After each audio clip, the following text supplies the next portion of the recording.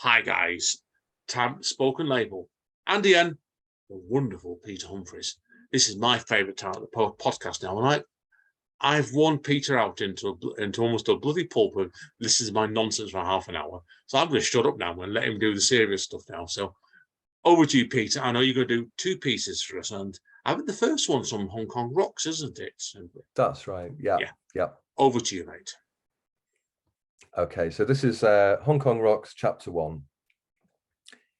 The deal was he would speak English all day, every day. That suited him fine.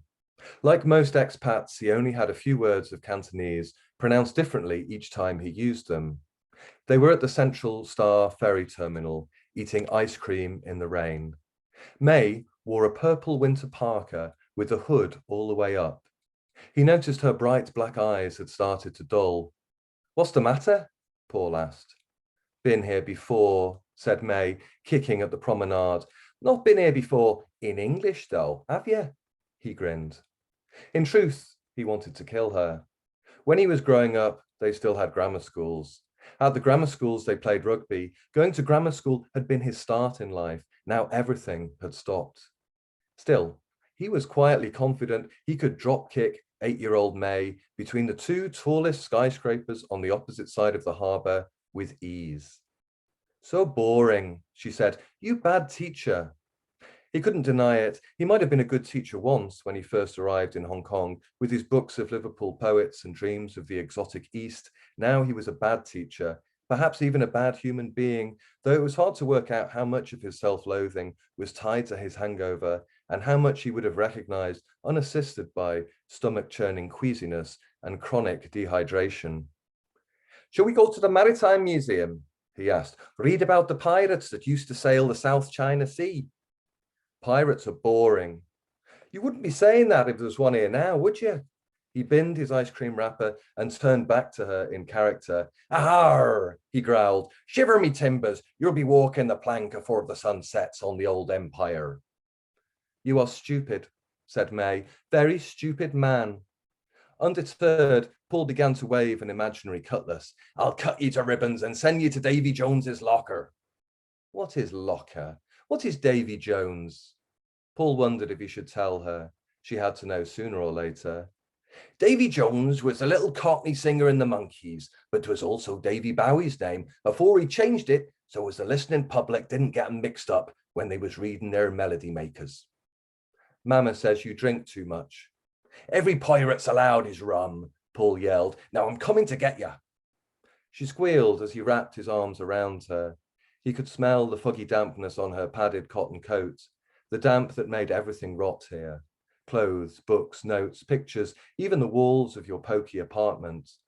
As compensation, he got to inhale the perfect freshness of the long black hair she had carefully folded into her hood when it began to rain.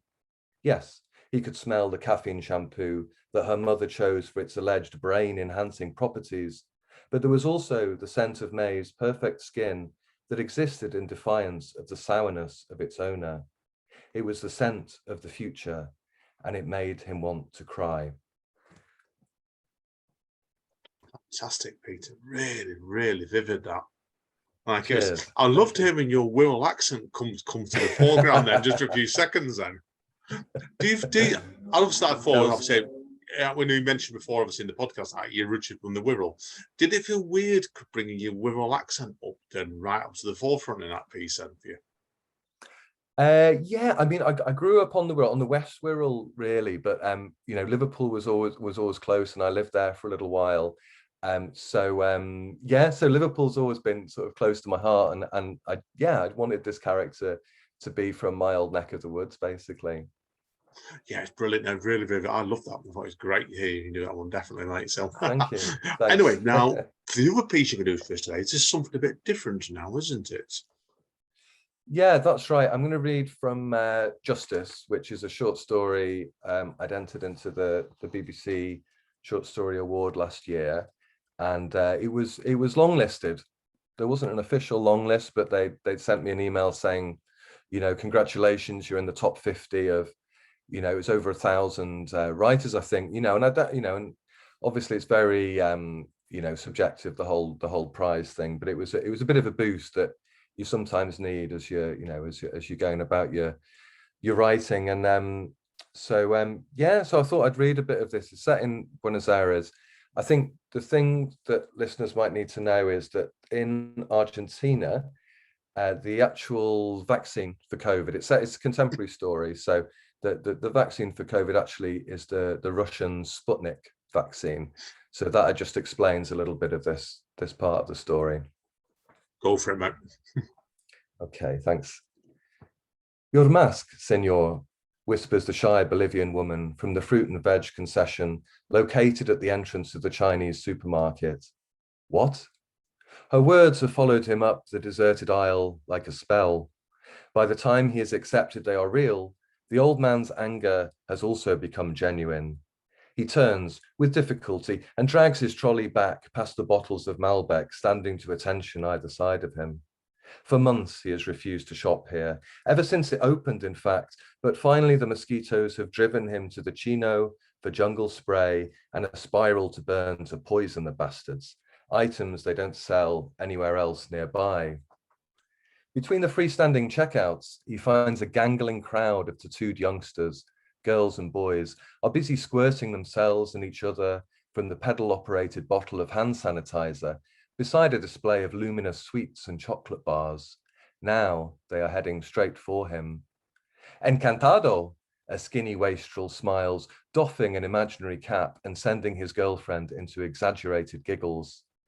The old man ignores them as they brush past him in turn, laughing manically, exposing noses, eyebrows, cheekbones, and other ephemera of youth on their way to find more cheap fernet with which to fuel their idiocy. He closes his eyes, but finds his nostrils unable to filter out the sweetness of their cheap perfumes, the tang of sweat and booze. No matter. The old man is only interested in confronting the puta who called him out. There she is, hidden behind her fruit and vegetables, wearing a multicolored mask like she's on her way to carnival. He makes a beeline for her, but is immediately intercepted. Senor. It is the Asiatic misfit that passes for the manager. White shirt, black tie, fringe stuck to his forehead. The old man tries to walk straight through him, but Yi is quick on his pointy-toed shoes and moves to one side while retaining his balance. No shopping without a mask, Yi tells him in fractured Spanish. No mask, no shopping.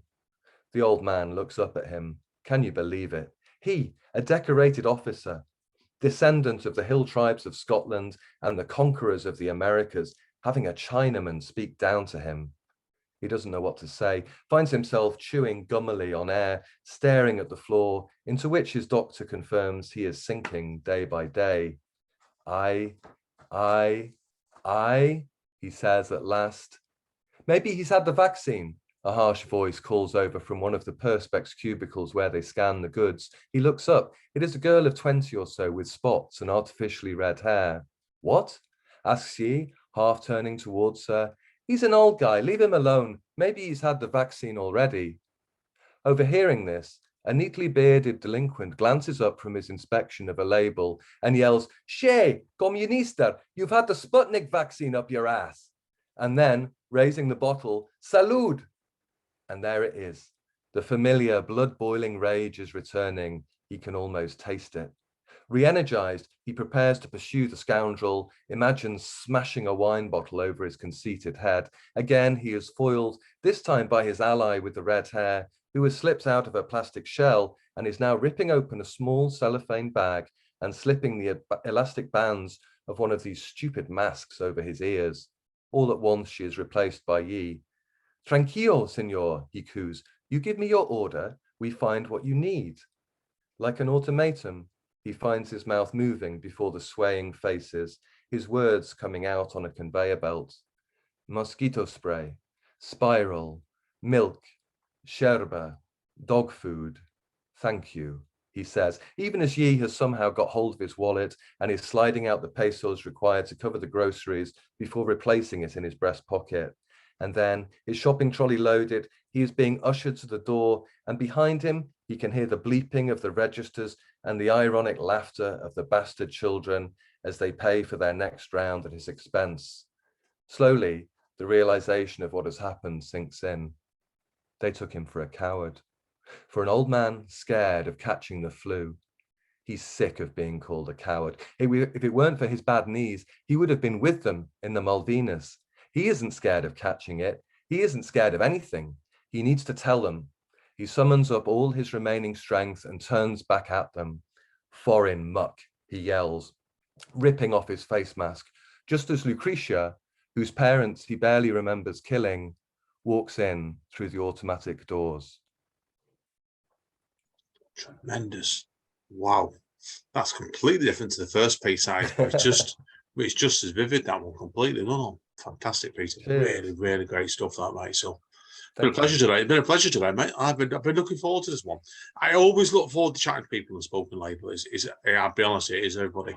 But when you've been talking to me like Peter and me, and we met in your podcast a couple of months ago, this one's been penciled in for a while, and it's been a pleasure tonight, mate. It's been absolutely brilliant. A pleasure for me, Andy. Yeah, I'm really, really happy you've had me on. Yeah, same here. We'd love to get you on next time with your wife Anita, and I'll get Amanda chipping in with some hard-hitting questions for you. So let's do it. Let's do it. Let's do it. Have a podcast fight, right? So anyway, Peter, hang around, obviously, because we've got other stuff to sort out after this. But thank you again, mate. Today, it's been a wonderful experience. Thank you, Andy. Thanks very much. Take care, guys and girls. That's the end of it. And another episode of Spoken Label.